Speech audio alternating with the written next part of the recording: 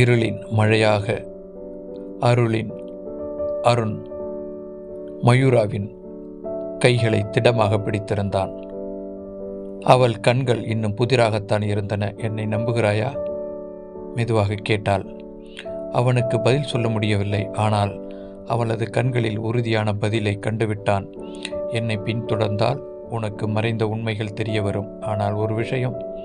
திடீரென நிறுத்தினாள். சற்றே இடைநிறுத்தினாள். என்ன விஷயம்? அவள் மெதுவாக அவனது கையை இழுத்து கொண்டு சென்றாள். அந்த உண்மைகள் உன்னை வழிவடையச் செய்யலாம். அவர்கள் இருவரும் ஒரு அடர்ந்த காட்டுக்குள் நுழைந்தனர். நிலவு மட்டும்தான் அங்கே ஒளிர்ந்து கொண்டிருந்தது.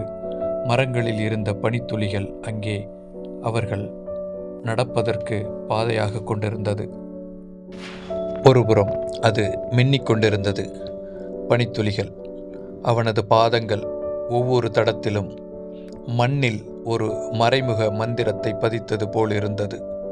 இங்கேயே இரு, அவள் மெதுவாக சொன்னாள்.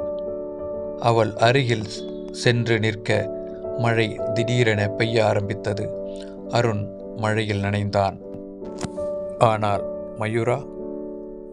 மயூராவின் மீது அந்த மழை துளிகளில் ஒரு துளி கூட விழாததைக் கண்டு அதிசயித்தபடியே அவளை பார்த்து கொண்டிருந்தான். அவள் மெல்ல சிரித்தாள்.